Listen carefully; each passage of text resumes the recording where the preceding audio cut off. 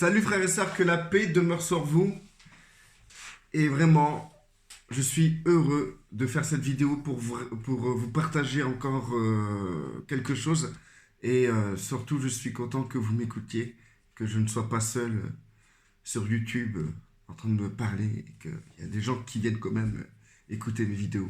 C'est un plaisir pour moi, surtout si ces vidéos peuvent vous renforcer, vous édifier, vous amener à quelque chose et peut-être vous éclairer sur certaines situations que vous traversez actuellement. Donc, nul n'est parfait. C'était ma phrase favorite parce que c'était ma manière de me défendre face aux pharisiens, aux religieux, aux gens qui étaient tellement corrects, droits sur eux-mêmes, que j'étais obligé de leur rappeler que nul n'est parfait et qu'eux, ils n'étaient pas parfaits.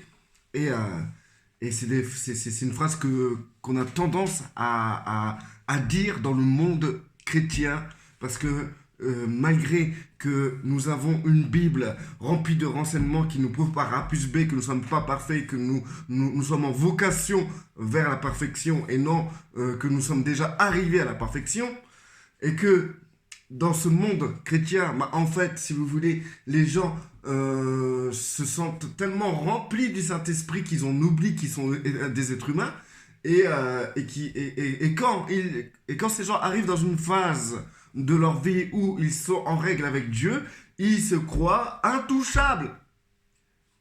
C'était mon cas aussi.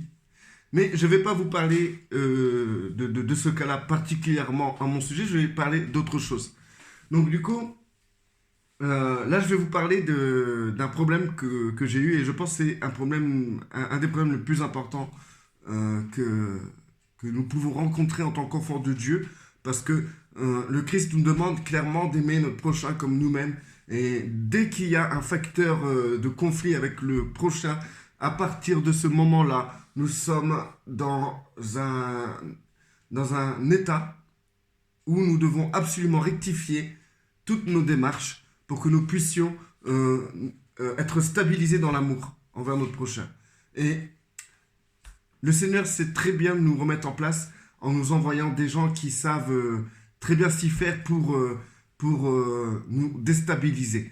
Donc du coup, nous rendons gloire au Seigneur pour toutes ces personnes qui viennent vers nous pour nous faire chier, pour nous embêter, pour nous faire du mal, pour nous juger, pour nous rappeler comment nous sommes faibles et pour nous remettre les pendules à l'heure d'une manière qui n'est pas du tout subtil. Donc du coup, nous rendons gloire à ces gens-là, nous remercions le Seigneur pour ces gens-là, parce que ces gens-là sont des éléments clés de notre vie, des éléments qui nous permettent de voir qu'il y a un problème dans ce que nous disons par rapport à notre foi, et ce que nous déclarons, et ce que nous sommes vraiment. Donc, du coup, moi-même, je faisais des vidéos sur l'amour, etc. Et c'est vrai que c'était des vidéos pertinentes. Et je me croyais dans un nuage d'amour.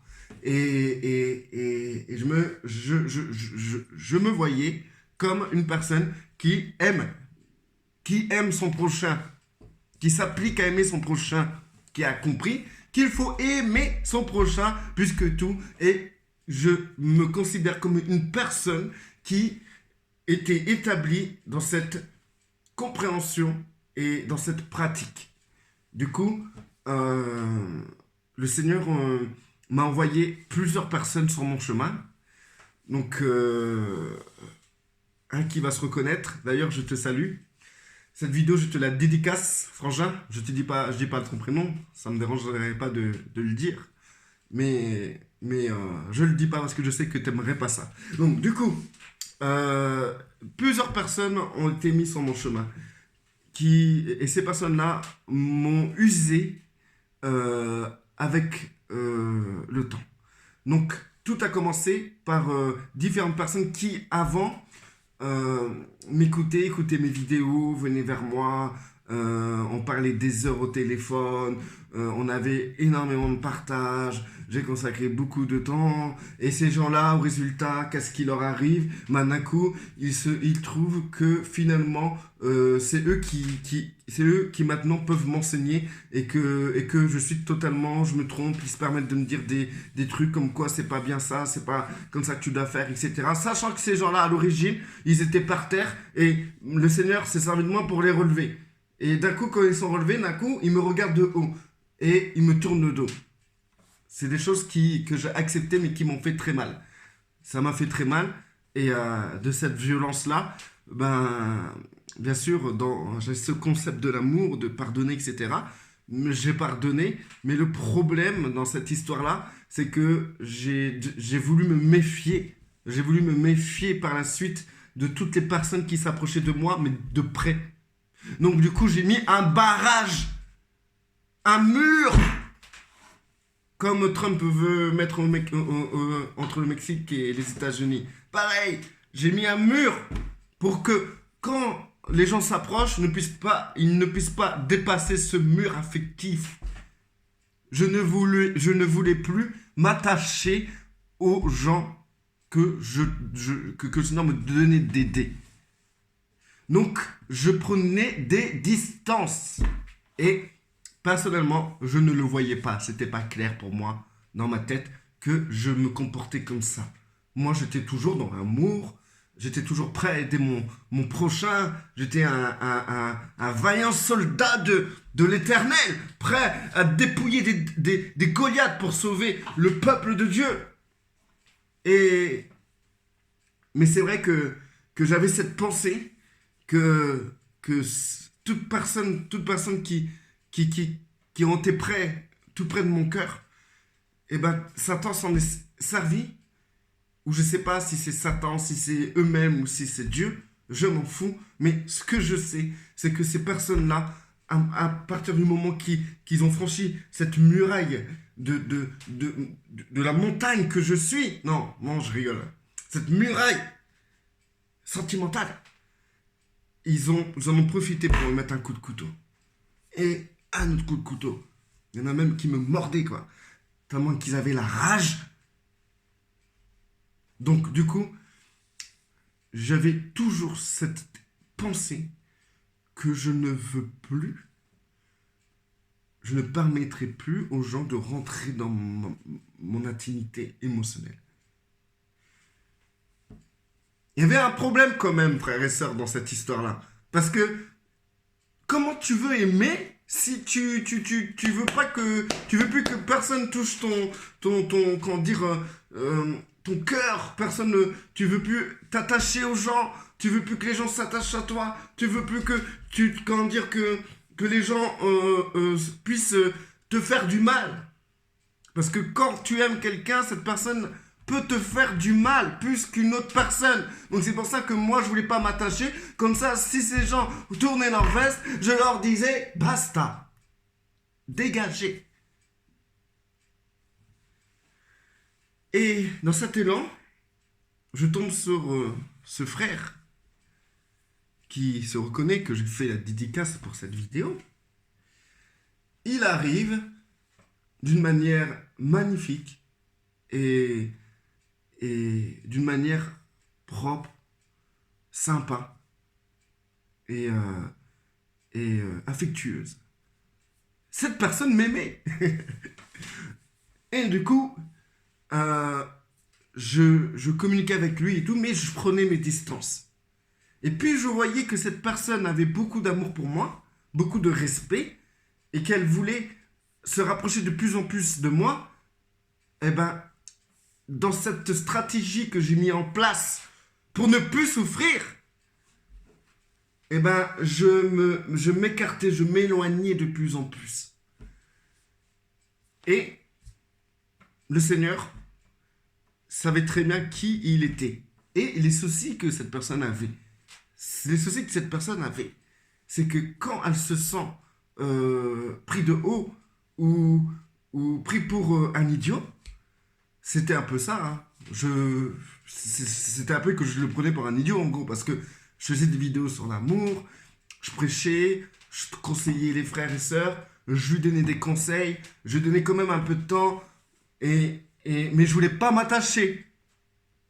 Et lui, il me voyait comme un enfant de Dieu, un chrétien qui respecte les paroles de notre Seigneur Yeshua pour la gloire du Père, que notre Seigneur nous a demandé d'aimer son prochain comme soi-même. Et moi, qu'est-ce que je fais? Je m'éloigne pour que cet amour ne s'installe pas d'une manière mutuelle. Je me moquais de lui.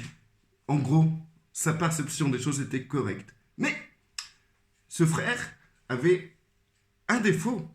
Et ce défaut, Dieu l'a utilisé. Ce défaut a été que ce frère, il sait comment briser quelqu'un, le tordre, le casser d'une manière très précise. En utilisant mes défauts.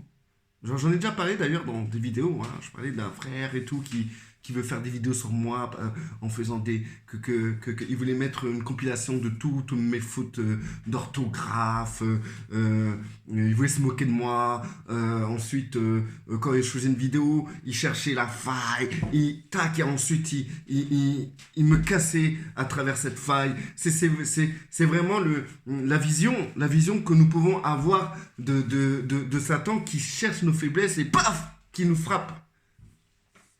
D'ailleurs, j'ai parlé à ce frère hier et je lui ai dit que maintenant, ce genre de comportement, il faudrait vraiment qu'il le travaille parce que c'est important de ne pas venir comme ça vers les gens parce que y a des gens qui sont beaucoup plus faibles et qui peuvent être vraiment détruits de cette manière-là. Donc, du coup, qu'est-ce que cette rencontre a permis dans ma vie? C'est que, en gros, je me suis mis en état de conflit avec lui. C'était du style, il s'approchait de moi, je m'éloignais. Il se rapprochait plus vite de moi, je m'éloignais encore plus vite. Et à un moment, il me rentre dedans. Et moi, je m'éloignais, je m'éloignais encore. Il me rentre encore plus fort dedans. Je m'éloignais. Il me rentre encore plus fort dedans. Je m'éloignais. Au bout d'un moment, je suis rentré en conflit. J'ai déclaré la guerre. Nous rentrons en conflit. Je lui ai dit des choses ignobles. Et du coup, j'étais pas bien. J'ai compris beaucoup de choses, ça m'a cassé. Et une grande remise en question s'est établie dans ma vie, qui a duré assez longtemps, hein, ça a duré quelques mois hein, d'ailleurs. Et de cette remise en question, le Seigneur m'a éclairé. Et il m'a simplement montré que mon comportement d'avoir mis une forteresse entre moi et son peuple, pour pas que son peuple s'attache à moi ou que moi je m'attache à son peuple, aux gens de son peuple, c'était la forteresse satanique qui venait tout droit de l'enfer. Et du coup, quand j'ai eu les yeux ouverts, j'ai dû travailler très durement pour enlever brique par brique de cette forteresse de l'enfer. Et ça a mis du temps. Et c'était difficile. Aujourd'hui, j'ai enlevé cette forteresse. Et je suis aujourd'hui vulnérable de l'amour de mes frères et sœurs. Et je suis en totale rééducation.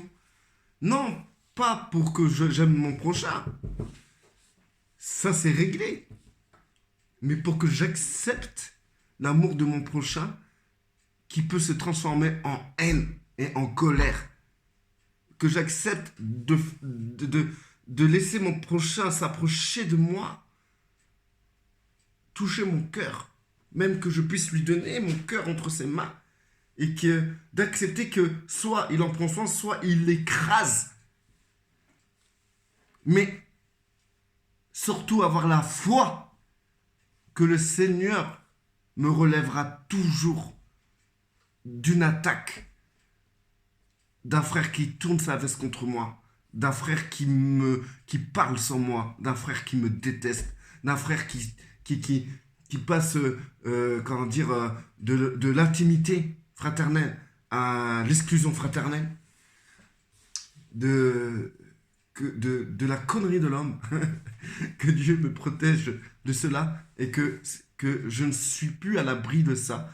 à partir du moment que tu as atteint un niveau dans la foi, le Seigneur t'utilise et tu seras appelé à recevoir des coups. Et que c'est quelque chose d'obligatoire, qu'on ne peut pas éviter, que ça fait partie de notre marche en Christ, de notre décision de suivre Christ, de notre coupe que nous devons boire. Le Seigneur mettra autour de moi des personnes qui auront des problèmes psychiatriques et que je dois accepter qu'ils m'aiment et que je dois les aimer. Et que je dois accepter que ces personnes, parce que je me suis ouvert à ces personnes, que je peux aussi recevoir des coups de ces personnes-là. Je dois l'accepter. Et je dois aussi comprendre que le Seigneur, même si ces coups me mettent par terre, il me relèvera. Mais il est hors de question pour le Seigneur d'accepter ce bouclier, cette armure de défense que vous instaurez entre vous et son peuple. Et il est hors de question que le Seigneur valide votre carapace qui vous sert de vous protéger parce que vous avez reçu trop de coups. Le Seigneur ne valide pas cette carapace parce que cette carapace, c'est une carapace anti-amour, anti-prochain, anti-sociabilité d'une manière spirituelle. Donc, tout ce qui est mur, carapace, bouclier, tout ce qui vous bloque, tout ce que vous mettez en place pour bloquer les assauts de vos frères, de vos sœurs, pour bloquer le fait que vous ne voulez pas que les gens se rapprochent trop de vous, et vous ne voulez pas trop vous rapprocher des gens, ça n'appartient pas au Seigneur, le Seigneur ne le valide pas, et il le détruira. Vous ne vous étonnez pas, frères et sœurs, que si vous avez une carapace, le Seigneur va la briser en mettant tout plein de personnes autour de vous qui vont vous faire réaliser votre faiblesse et cette erreur de tourner le dos aux gens parce que vous avez peur de souffrir. J'espère avoir été clair dans cette vidéo, je ne sais pas. En tout cas, ce que je peux vous dire, frères et sœurs, c'est qu'aujourd'hui, ce frère-là en question, c'est devenu mon pote. Et aujourd'hui, je lui fais confiance. Mon cœur est ouvert, je l'ai mis entre ses mains et je lui fais confiance. Et même si il le broie, faites-moi confiance, le Seigneur me relèvera pour lui donner encore une chance. Et la vie en Christ, ça se passe comme ça. C'est la vie la plus compliquée dans la sphère sociale, dans la sphère communauté. C'est la vie la plus dure. Parce que le Christ nous demande de tendre l'autre joue. Vous vous rendez compte comment ça doit être difficile quand vous êtes entouré d'idiots? Ça doit être très dur. Mais dites-vous que ces idiots-là qui vous entourent, dites-vous que vous-même, vous avez été idiot envers d'autres personnes. Donc, du coup, il faut se rendre compte que la vie en Christ, c'est pas seulement que vous êtes béni, que vous sentez bien, Dieu vous a donné une maison, que vous êtes tranquille et tout. La vie en Christ, c'est une vie de communauté et c'est ce qui prime, c'est la priorité dans votre marche en Christ, c'est cette communauté qui est son corps. Donc du coup, sachez que vous allez recevoir des coups, en prendre des coups. Alors au lieu de vous mettre une armure ou un bouclier ou une carapace ou un mur, apprenez et acceptez. Tout simplement. Apprenez à être avec votre prochain, à recevoir des coups et à vous relever. Et à accepter que votre prochain peut vous aimer comme il peut vous haïr. Et que le seul moyen de défense que vous avez, c'est Christ. Vous devez mettre Christ entre vous et la personne. Et non autre chose qui est simplement un système de défense charnel. Restez bénis frères et sœurs, que la paix demeure sur vous. À la prochaine vidéo, je vous aime.